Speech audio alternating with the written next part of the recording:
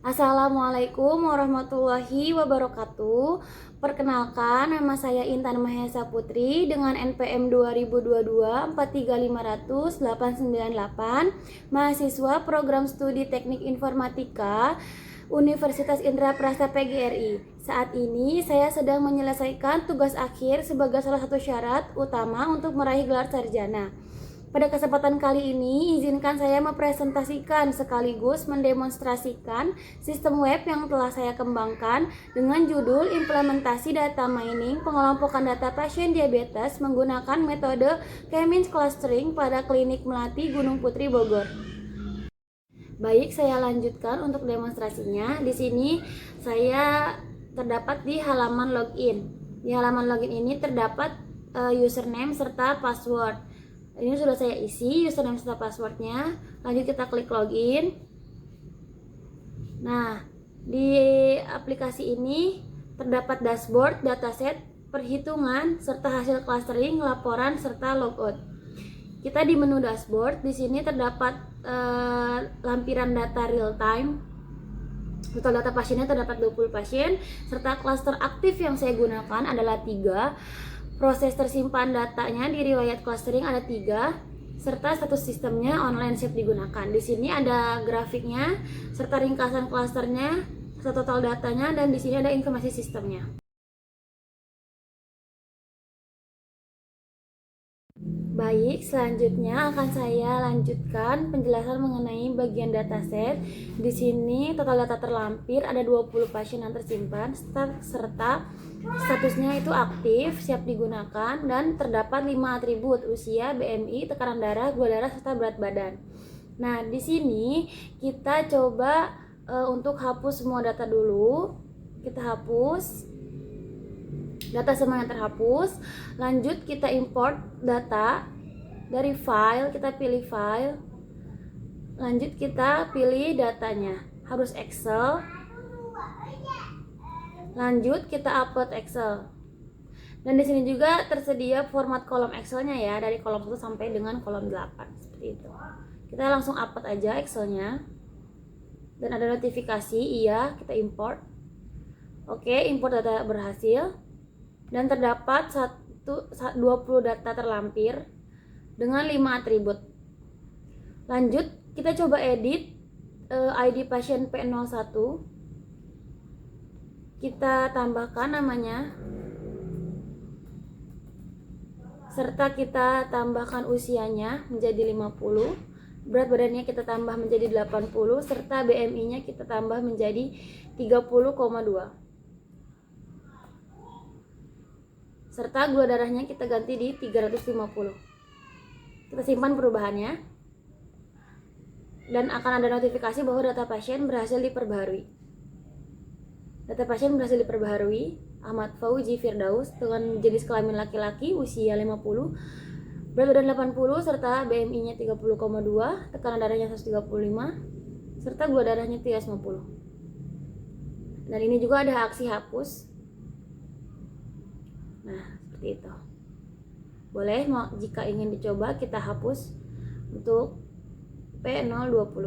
Coba kita hapus. Data pasien berhasil dihapus. Seperti itu. Dan akan ada update. Jadi total data 19, status datasetnya aktif, serta variabelnya tetap sama 5 seperti itu. Dan kita bisa tambah data pasien P20. Namanya nama saya. Kita pilih kelamin perempuan, contohnya usia saya di 75 tahun, serta berat badannya kita taruh di 85, BMI-nya kita taruh di 29,5, tekanan darahnya kita taruh di 125, gula darahnya kita taruh di 300. Kita simpan datanya.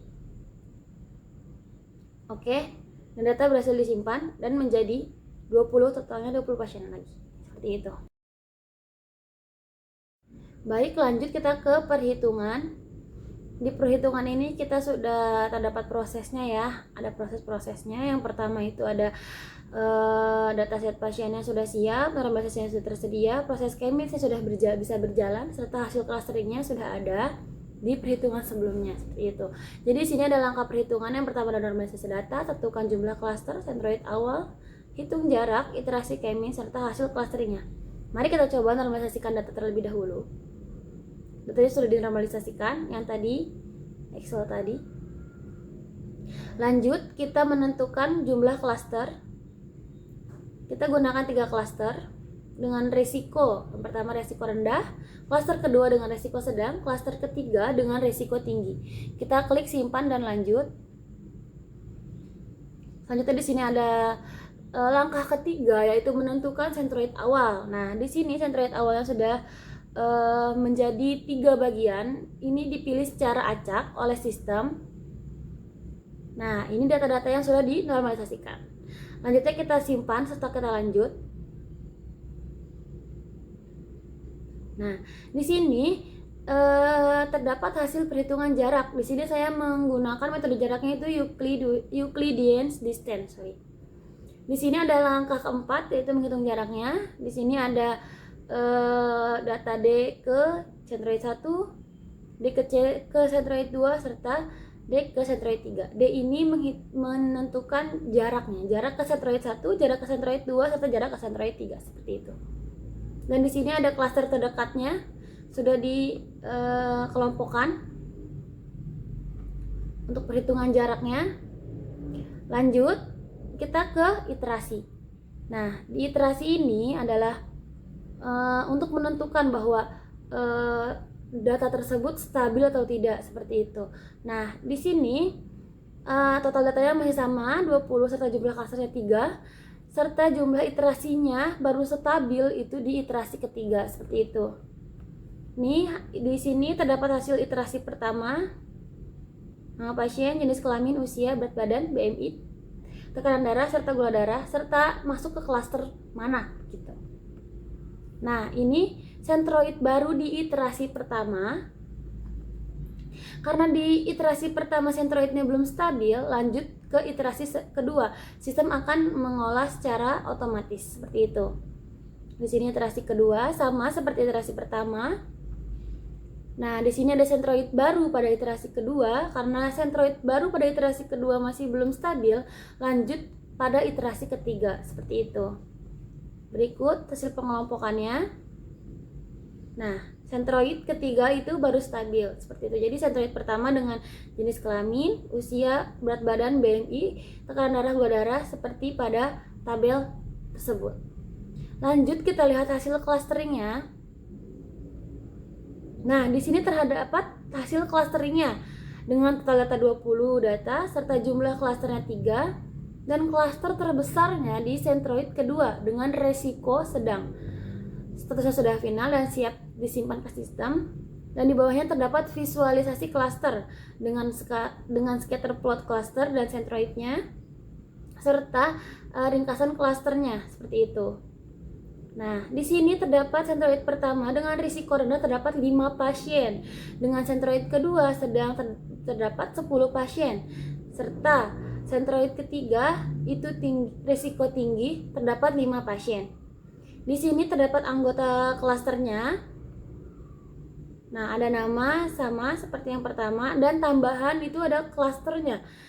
Nah, pasien tersebut tuh masuk ke klaster mana? Klaster 1 kah, klaster 2 atau klaster 3, seperti itu. Dan di samping itu terdapat keterangannya bahwa pasien tersebut masuk ke risiko rendah, sedang atau tinggi, seperti itu. Di sini sudah ada ya hasilnya, serta centroid finalnya sudah ada. Jadi kita bisa langsung simpan. Ya, kita simpan. Nah, setelah kita simpan, itu langsung dialihkan kepada hasil clustering atau riwayat proses clustering, Nah, di sini ada totalnya ada 4 riwayat dan klaster terakhirnya itu sama 3 karena kita memakai 3 klaster seperti itu. Dan data terakhir yang kita klaster itu 20 data. Serta di sini ada tanggal terakhir kita melakukan clustering.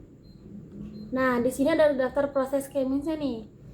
Nah, ini ada ID proses, tanggal, jumlah klaster, jumlah data, serta aksinya. Nah, ini ID proses ini otomatis. Jadi saya sudah melakukan 29 proses K-means clustering seperti itu. Di sini ada aksinya. Yang pertama bisa kita lihat detailnya. Seperti itu hasilnya. Kita kembali ke hasil clustering. Serta kita bisa lihat laporan hasilnya seperti itu. Di sini sudah ada kop suratnya, hari, tanggal, proses, ID proses, jumlah data pasien, serta tabelnya, serta dia masuk ke klaster rendah, sedang, atau tinggi seperti itu. Lanjut bisa kita hapus. Mari kita hapus di proses 25. Coba kita hapus yang bagian proses 25. Ya. Oke, berhasil dihapus. Seperti itu. Jadi semua tombolnya berfungsi. Lanjut kita ke laporan. Nah, di bagian menu laporan ini sama kita memberi total data pasien yang kita klaster itu tersedia itu 20 tetap. Serta klaster aktifnya kita gunakan 3 dan riwayat prosesnya kita gunakan yang tersimpan itu 3 gitu, seperti itu. Dan laporan tuh siap. Siap tuh berarti siap dilihat, siap di print seperti itu. Contoh kita lihat laporan data pasien. Kita buka laporan data pasien. Sama terdapat kop surat, judul, hari, tanggal, lokasi, serta penjelasan tentang laporan. Serta di sini ada nomor, ID pasien, nama pasien, jenis kelamin, usia, gula darah, tekanan darah, berat badan, serta BMI. Seperti itu. Dan di sini terdapat kesimpulannya. Dan di sini ada tanda tangannya. Seperti itu. Kita coba cetak. Kita coba cetak. Laporan data pasien. Kita cetak, kita taruh di download.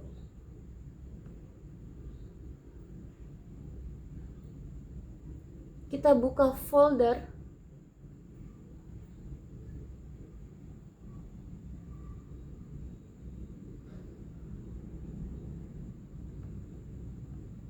Download. Dan laporan data pasien tersimpan.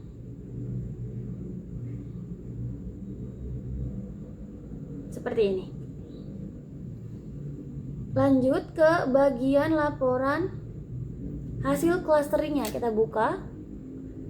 Sama ada hari, tanggal, lokasi, serta ID proses, dan jumlah pasiennya yang tadi kita lihat. Dan ini juga sama bisa dicetak seperti tadi.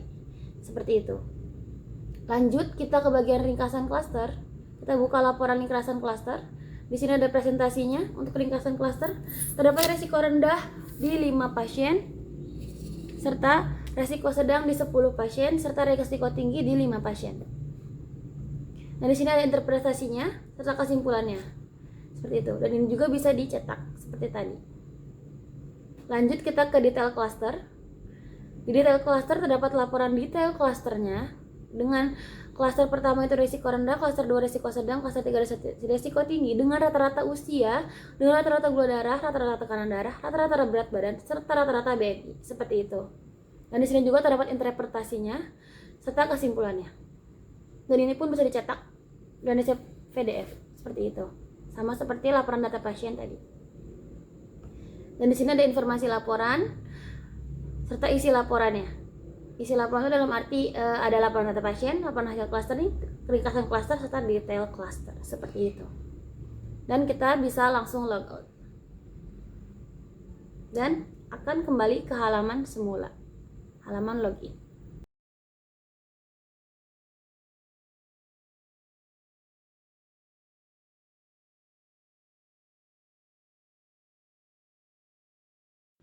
Demikianlah demo aplikasi website dari implementasi data mining pengelompokan data pasien menggunakan metode K-means clustering pada Klinik Melati Gunung Putri.